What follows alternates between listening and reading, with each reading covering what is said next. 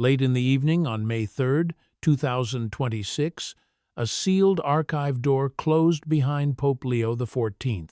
The room was cold, narrow, and hidden inside the Apostolic Palace, lined with iron shelves holding documents most of the Church would never see. On the lowest shelf waited one folder marked with two words, Marcial, Maciel. It had remained sealed since 2009. The archivist placed it in the Pope's hands and asked whether he was certain. Leo gave one instruction, "Leave me." When the door closed, he broke the wax seal and found a yellowed envelope addressed only to a pope willing to tell the truth. Inside were 8 pages containing names, payments, threats, and the structure of a protection network that had survived for decades. Some of the men named were dead. Others were still alive, still respected, and still connected to the highest levels of the Church.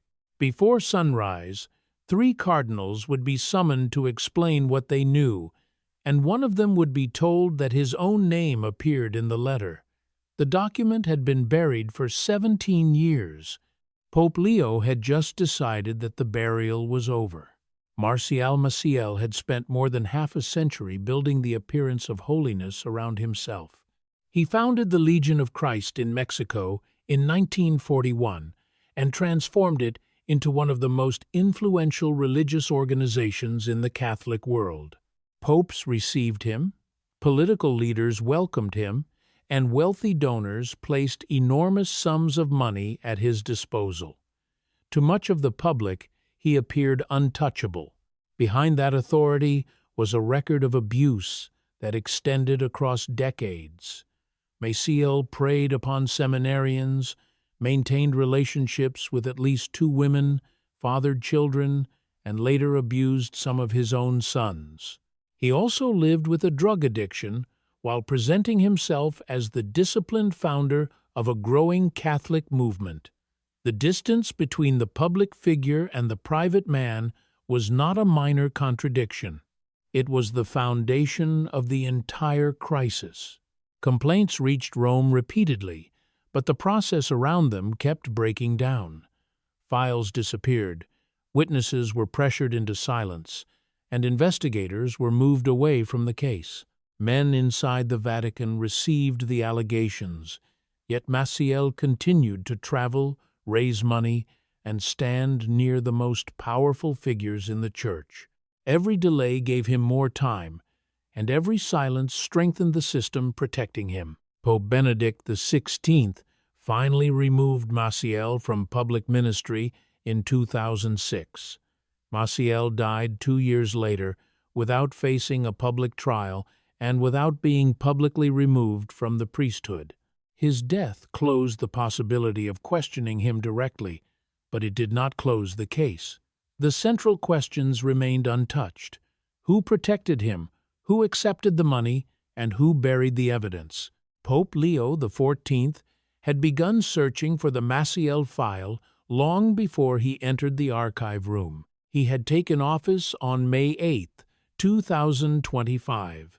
Becoming the first American pope in the history of the Catholic Church. From the beginning of his pontificate, he made it clear that concealed abuse cases would no longer be treated as closed institutional problems. His advisors heard a broad promise of reform, but Leo was already preparing something far more specific. By the 2nd month of his pontificate, he had ordered a complete review of every sealed abuse file held inside the Vatican archive. The instruction was not limited to famous cases or living suspects.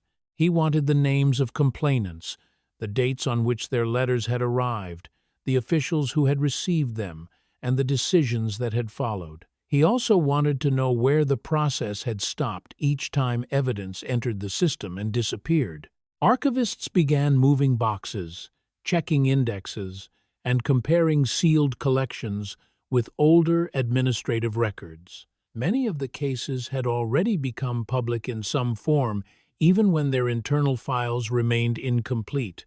One name, however, appeared repeatedly in the indexes without a corresponding body of documentation. That name was Marcial Maciel. The absence was impossible to explain as a clerical mistake. Maciel had been connected to one of the most notorious abuse cases in modern Catholic history, yet the archive contained almost none of the material that should have accumulated around him.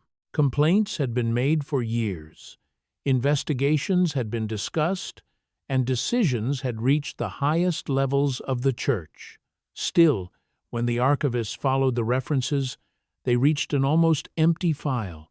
There was only one surviving item. At the bottom of the folder rested a sealed envelope with no public summary, no attached investigative report, and no accessible record explaining why it had been preserved. The seal carried the year 2009. Whoever had placed it there had separated it from the normal indexing system and left almost no visible trail behind. For weeks, the Pope studied the missing references surrounding the envelope. He compared the dates with the known sequence of complaints against Maciel and examined which offices had controlled the case after Maciel's death in 2008. The more he reviewed, the clearer the pattern became. The file had not simply been neglected. Someone had made it difficult to find. Leo did not ask his advisors to speculate about the contents. He did not announce an investigation or allow the request to circulate through the Roman Curia. He ordered that the folder be located and brought directly to him. By the evening of May 3, 2026, the review that had begun during the second month of his pontificate had led him to the lowest shelf of the restricted archive room. The folder was nearly empty when he opened it. The absence of records was itself evidence of how thoroughly the case had been controlled. But the sealed envelope remained, untouched since 2009, carrying the only document that someone had failed to destroy or remove. Once Leo broke the wax, the missing file stopped being an administrative irregularity and became a direct confrontation with the men who already knew what the letter contained. At 6 in the morning, 3 cardinals entered the Pope's office without knowing why they had been summoned. The room was quiet, the curtains still closed against the early Roman light, and the opened Maciel folder rested on the desk in front of Pope Leo XIV. The broken wax seal was visible before any of them sat down. One cardinal stopped moving the moment he saw it. The Pope remained behind his desk, calm and unreadable. One of the cardinals looked at the opened folder and asked whether he had read the document. Leo answered that he had. When the cardinal said that he should not have opened it, the Pope asked a single question: why not? The hesitation that followed gave him the answer before anyone spoke. Leo looked across the desk and asked whether they already knew what the letter contained. None of the 3 responded. Their silence confirmed that the envelope had never been entirely forgotten, even if it had been removed from the normal archive system. The Pope lifted the letter and identified its author. It had been written in 2009 by a priest who had been among Maciel's earliest victims and who was now dead. The document contained specific names, records of payments, descriptions of threats, and evidence identifying the men who had protected Maciel for decades. Leo then placed the pages back on the desk and told them that one of those names was in the room. The youngest cardinal lost color in his face. The eldest remained still, a white-haired figure known for his control inside the Roman Curia. He did not deny knowing the contents. Instead, he warned that publication would cause incalculable damage to the Church and destroy the reputations of men who could no longer defend themselves. Leo answered without raising his voice. The damage, he said, had already been done. When the eldest cardinal invoked the dignity of the princes of the Church, the Pope rejected the title as a defense. They were not discussing rank. They were discussing accomplices. The cardinal stood and asked him to burn the letter. Leo refused. The request became a plea. but the answer did not change. The eldest cardinal insisted that the Pope did not understand what he was preparing to release, and Leo told him that he understood exactly what the letter would do. The confrontation ended without agreement. The three cardinals left the office carrying the knowledge that the seal was broken and that the Pope would not restore the silence around it. Leo remained at his desk, staring at the document after the door closed. He had not slept for 2 days, and the coffee brought by his secretary remained untouched. After a long silence, the Pope reached for the telephone. The call lasted less than a minute. He gave one instruction that moved the crisis from a private confrontation into an institutional emergency. Prepare the announcement. Within hours of the Pope's telephone call, the Vatican began to move in ways no official schedule could explain. Telephones rang in offices across Rome before normal business had begun. Men who had not spoken to one another in years suddenly made contact, and aides were sent through corridors carrying instructions that were never written into the public record. Old filing cabinets were opened, documents were removed, and the first signs of panic spread through the institution. Some of the records were burned, others were copied and quietly sent outside the country before anyone could order them secured. The movement was not coordinated through a single office, but the pattern was unmistakable. People connected to the Maciel case were attempting to protect themselves before the Pope could reveal what he had found. In Lombardy, a retired Vatican official received a panicked call from his former secretary. When the call ended, he walked into his garden and sat down with his hands shaking. He did not contact the press or issue a denial. He simply remained outside, understanding that a document buried for 17 years might now be carrying his name back into public view. That same afternoon, a Monsignor in Mexico City packed a small bag and purchased a ticket to Argentina. In Geneva, a bank received instructions to freeze a private account that had remained dormant for 15 years. The account was not publicly connected to the Vatican announcement because no announcement had yet been released. The people issuing the order were reacting to information that had moved through private channels before the rest of the world knew a letter existed. Inside Rome, officials continued searching through old records. Some attempted to identify what the Pope had read, while others tried to determine whether the original envelope could still be reached. The men who had urged Leo to bury the document believed they still had time to contain the damage. They did not know that the Pope had already prepared for that response. When Leo broke the seal, he had not relied on the original letter remaining safe inside the archive. Before the first confrontation with the cardinals, he photographed every page, every word, and every signature.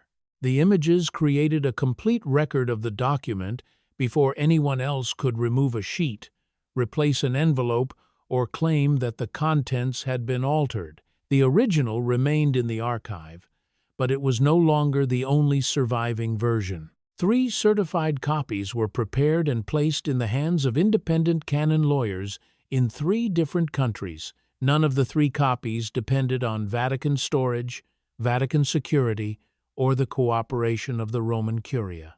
If the original disappeared, the copies would remain. If the archive was compromised, publication could continue without it. The arrangement was known only to the Pope and the people entrusted with the copies. Even his closest cardinals had not been told before the confrontation. Leo understood that the danger did not come only from public scandal. It came from an institution that had already demonstrated its ability to make evidence disappear. Once the copies were secured, the Pope sent a single message to the men who had begged him to destroy the letter. There was no negotiation and no explanation attached to it. The message contained only the conclusion they had been trying to avoid. You cannot stop this. The letter was 8 pages long.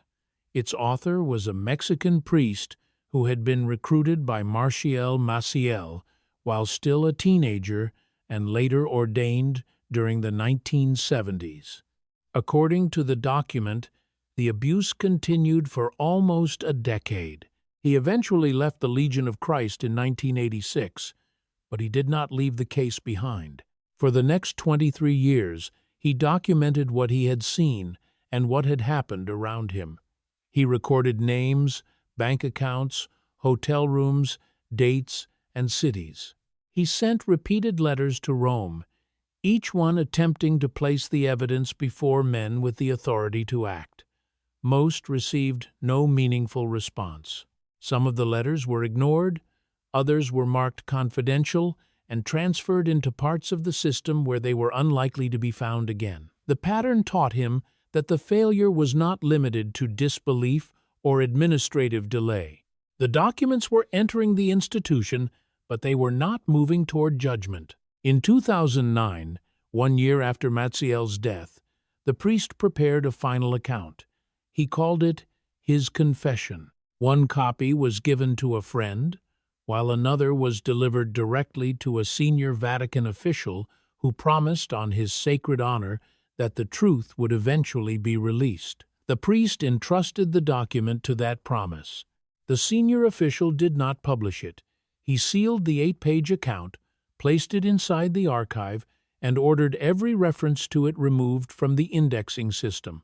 The physical document survived, but the path leading to it was deliberately erased. The author died in 2013, believing that his final testimony would never be read publicly. Pope Leo XIV read every page twice. The known abuse was not the part that disturbed him most, because much of that record had already entered public awareness. What changed the scale of the case was the network described around Maciel. The letter did not present protection as a series of isolated failures. It described a working system. Maciel allegedly used money from Legion of Christ donors to direct payments toward specific cardinals and other figures with influence inside Rome. Each time a complaint moved closer to serious review, he was warned in advance. That warning gave him time to prepare his defense and protect the structure around him. The letter also described investigations being redirected before they could reach a conclusion. Witnesses were allegedly threatened, while officials capable of advancing the case were pushed away from it. Complaints did not simply vanish by accident. According to the author, men inside the system made decisions that ensured they would go nowhere. One scene in the document gave the network a precise physical form. In 1997, Maciel entered a private room in Rome for a meeting with a high-ranking Vatican official. The author of the letter was present and watched Maciel hand the official an envelope containing cash. He recorded the meeting, the location, and the identity of the man who received it. That official was not a distant historical figure whose role had ended decades earlier. According to the source, he had continued working inside the Roman Curia until very recently. His name connected the old protection network to the present administration. It also explained why the broken seal had produced fear before the letter had even been released. The 8 pages, therefore, contained more than testimony about one abuser. They described how money, access, warning systems, intimidation, and institutional authority had worked together over many years. The document placed individual decisions inside a structure, and it gave the Pope names that could be checked against independent records. Before he could publish them, he would first have to prove which accusations the surviving evidence could support. That same evening, Pope Leo XIV summoned his press secretary to the papal apartment. The man arrived expecting a routine briefing and found the Pope waiting with a single sheet of paper. Leo handed it across the table without explanation. The press secretary read the first lines, then looked up in disbelief. The document announced that a sealed record connected to Marcial Maciel had been recovered from the Apostolic Archive. It also stated that the record contained names, dates, and detailed allegations of a coordinated cover-up. The final line established the timetable. The full document would be released within 72 hours. The press secretary warned that publication would detonate across the church. Leo did not dispute the assessment. When the man pointed out that some of the names had powerful allies in governments and banks, the Pope answered that he already knew who those allies were. Once the letter was public, the rest of the world would know as well. The announcement was released the next morning at 11:58 Rome time, exactly 2 minutes before noon. It consisted of 3 short paragraphs. The statement confirmed the existence of the recovered document, described its contents in formal terms, and declared that the Pope had ordered complete publication within 3 days. No names were included yet. Within 10 minutes, the statement had been translated into 7 languages. Within 30 minutes, it was leading major news broadcasts around the world. Within 1 hour, the incoming call volume overwhelmed the Vatican press office and caused its telephone lines to fail. The Pope had not published the letter, but the timetable alone had begun producing consequences. A retired cardinal in northern Italy reportedly suffered a mild heart attack after reading the announcement. A senior official inside the Vatican Bank was placed on extended administrative leave. 3 former assistants of Maciel released statements distancing themselves from him before any accusation against them had been made public. Their speed suggested that they already understood what the letter might contain. A Mexican businessman who had once been among the largest donors to the Legion of Christ announced that he would cooperate with any future investigation. In Spain, a bishop entered a hospital and cited exhaustion. Across 4 continents, lawyers began contacting clients whose names had been connected to Maciel, his finances, or the institutions around him. The legal response expanded before the evidence had entered public view. Inside the Vatican, offices began revising schedules and closing doors. Aides moved between departments carrying new instructions, while officials who had remained silent for years prepared statements, resignations, or private defenses. The announcement had turned a concealed document into a fixed public deadline. Every person connected to the case now knew how much time remained. The Pope did not extend the timetable and did not issue a second explanation.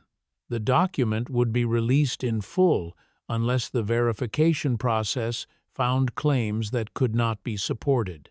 That distinction mattered because the letter contained 17 names, and Leo had no intention of treating every accusation as proven merely because it appeared on 8 pages. Before noon arrived on the 3rd day, each name would have to survive an independent review. That night, Pope Leo XIV entered his private chapel for a meeting that did not appear on the public calendar. The people waiting inside were not the 3 cardinals who had confronted him earlier. 2 were canon lawyers, 1 was a forensic accountant, 1 was a former Italian magistrate, and 1 was a survivor of clerical abuse. Together, they formed the verification council the Pope had assembled in secret during the previous 4 months. Their task was narrow and unforgiving. Every name in the 8-page letter had to be tested against records independent of the author's testimony. Financial documents, correspondence, personnel files, travel records, and earlier complaints were compared before any accusation could be attached to a public release. The council had worked through the night because the 72-hour deadline was already running. By the time the meeting began, the team had reached a clear division. 11 of the 17 names were supported by full documentary evidence. 3 additional names had circumstantial support but lacked enough direct proof for final publication. The remaining 3 could not be verified through the records available to the council. Leo listened without interrupting as each category was explained. The 11 supported names could be tied to documents, transactions, correspondence, or decisions surrounding the Maciel case. The 3 circumstantial names appeared inside a recognizable pattern, but the evidence did not yet establish their responsibility with the same certainty. The last 3 remained allegations that could not safely be presented as fact. When the report ended, the Pope made the decision immediately. The 11 verified names would be published. The 3 names with circumstantial support would be identified only as subjects of continuing investigation, while the 3 unverifiable names would be withheld until new evidence emerged. The letter would be released, but the Verification Council would determine how each allegation entered the public record. The forensic accountant warned that publishing 11 names would affect living families, including children and grandchildren. Leo answered that the victims also had families. The room became silent because the consequence could no longer be described as abstract damage to an institution. Every decision would reach people on both sides of the document. The survivor at the table spoke only after the others had finished. She asked why this pope was willing to act when earlier popes had not. Leo looked at her before answering. He had read every letter the author had sent to Rome, including the ones that had been ignored. The accumulated record had removed the possibility of pretending that the system had simply failed to understand. The victim had spent decades placing the truth before officials who possessed the authority to respond. Leo said that he could not stand before God, knowing he had been given the chance to complete what the dead priest had begun and had refused to act. Truth, he told the council, was not negotiable. The decision fixed the structure of the publication. 11 names would enter the release with documentary support, 3 investigations would remain active, and 3 allegations would stay outside the public file. The Verification Council had separated exposure from accusation and evidence from rumor. The remaining question was whether the Pope could keep the process intact during the final 48 hours. The final 48 hours began with pressure from outside the Vatican. Diplomatic channels were used to request a delay, but the Pope refused to move the publication date. An unnamed European government then attempted to negotiate the removal of one specific name from the list. That request also failed. A private foundation approached survivors with an offer of financial settlement in exchange for silence about the contents of the letter. The proposal was rejected.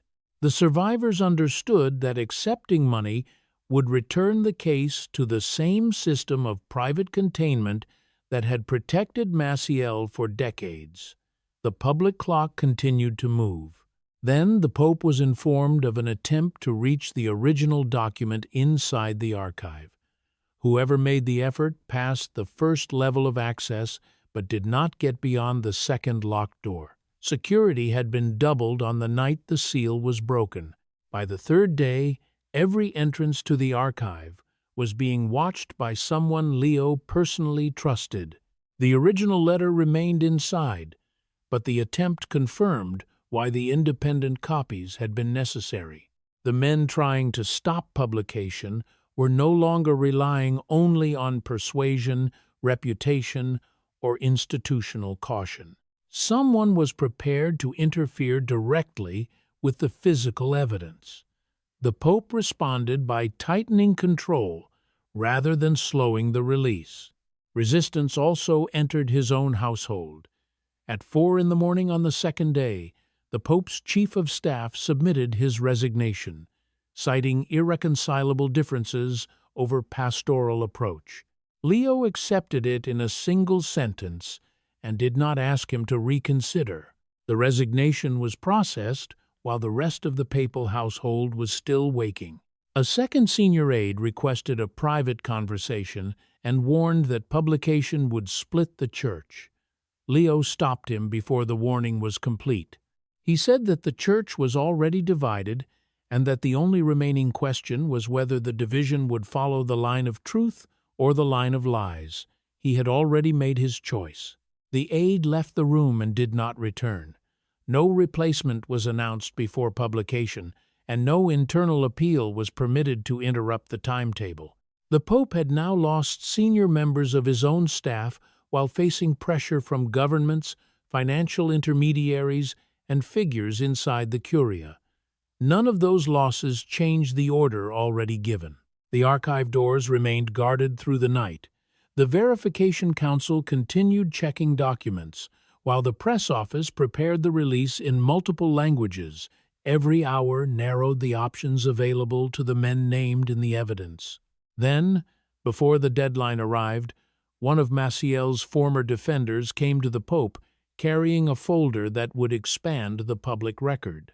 An elderly cardinal entered the Pope's office without an appointment.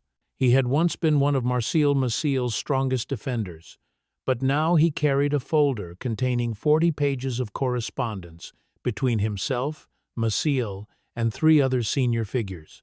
He placed it on the desk and admitted that he should have surrendered it 20 years earlier. Among the documents was an unsent letter from 2004. In it, the cardinal recorded his doubts, the warnings he had received, and the moral compromises he had made while continuing to defend Maciel. The pages showed that he had recognized the danger long before the Church acted, yet had remained silent. He told Pope Leo XIV that he could not undo what he had done, but he could stop pretending. Leo placed a hand briefly over his and said that it was not too late. The cardinal left in tears, and within 24 hours, the entire folder was added to the public release. He became the first senior figure to surrender evidence before being publicly named. His decision widened the case beyond the original 8-page letter and showed that the old network was beginning to fracture. By the morning of publication, the Pope possessed both the victim's testimony and direct correspondence from inside the protection system. 2 hours before publication, Pope Leo XIV returned to the Apostolic Archive and removed the original Maciel folder. He carried the 8-page letter through the corridors and placed it on the table inside the Vatican press office. His instruction was direct: publish everything, including the names. At 12 noon, Rome time, the Vatican released the document in Spanish, with official translations into Italian, English, French, German, Portuguese, and Arabic. 11 verified accomplices were identified: 3 senior clergy members, 2 Vatican bank officials, 4 financial intermediaries, and 2 Mexican political figures. 7 were dead, while 4 remained alive. All 4 living men were referred for canonical investigation before the end of the day. Within 1 week, civil prosecutors in 3 countries had opened separate cases. The Vatican also created a testimony hotline that received more than 2,000 calls during its first 72 hours, while Catholic lawyers offered free assistance to new complainants. Inside the Roman Curia, some cardinals supported the Pope, while others questioned whether he had exceeded his authority. A leaked memorandum called the publication a catastrophic miscalculation. At his next general audience, Leo replied that if exposing the truth was a miscalculation, then the Church had been miscalculating for a very long time. The official who had ordered the letter sealed was still alive and was among the 4 living men. After a private audience with the Pope, he resigned every ecclesiastical role, submitted a confession, and faced a formal canonical trial for obstruction. For the first time in the article's account, a senior official was prosecuted internally for helping suppress an abuse case.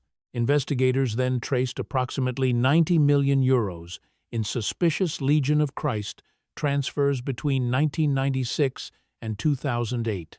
The money moved through accounts in Switzerland and Liechtenstein, offshore foundations in the Caribbean, and a charitable trust linked to one of the named accomplices.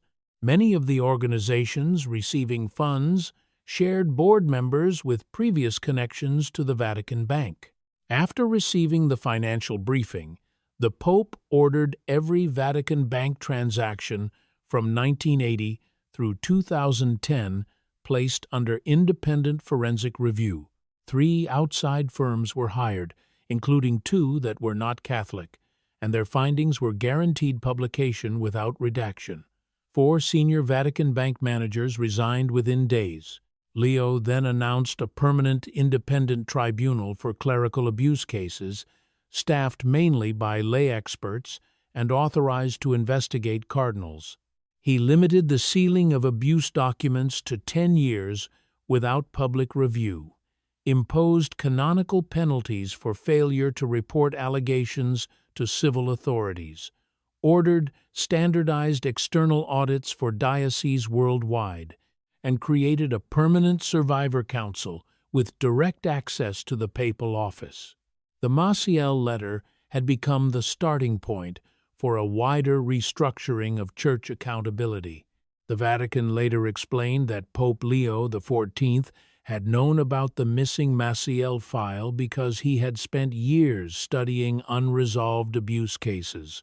Before his election, Robert Francis Prevost had worked in Latin America, observed how church procedures failed survivors, and later catalogued protected cases while serving as prefect of the dicastery for bishops. The Maciel letter had remained at the top of that list. Inside the original envelope, the Pope also found a handwritten note added by the archivist, who sealed it in 2009. The note asked God to forgive him for obeying the order to bury the document. Leo included it in the public release, showing that even inside the system, someone had understood that the concealment was wrong. 2 days after publication, the Pope delivered a brief homily in St. Peter's Basilica. He said that the Church had mistaken silence for wisdom when it had actually been cowardice, and that honesty was required even when it carried a severe cost. The Basilica remained silent before applause spread through the crowd and continued for several minutes. In Mexico, survivors who had been dismissed for decades were finally heard publicly. A retired teacher in Cuernavaca, ridiculed for 30 years after speaking about her son's abuse, told a television camera that she had warned them and that now they had to listen. Her words reached millions within 3 days. More than 10,000 people later attended a public mass organized by survivors in Mexico City. A message from the Pope acknowledged that they had not been believed, said that they should have been, and declared that Rome believed them now. The cathedral answered with applause for those who had survived and for those who had died before hearing those words. The publication also triggered further confessions. One of the 4 living men sent a 3-page apology from Switzerland, admitted his actions, and identified additional associates. Within 24 hours, 2 more named men began cooperating, breaking the silence that had protected the network for decades. 3 days after publication, prosecutors were coordinating across at least 5 countries. Canonical proceedings were active against 4 living men, and the Vatican Bank audit had begun. Pope Leo gave no press interview, but he continued reading survivor statements and personally answering many of them. His replies were brief, direct, and centered on responsibility rather than institutional defense. For almost 40 years, the Maciel case had been treated as a threat to be contained. In 1 week, it became a wound that the Church was finally forced to confront. The transformation began in a cold archive room, when Pope Leo XIV broke a seal that had remained closed for 17 years and refused to let the truth be buried again.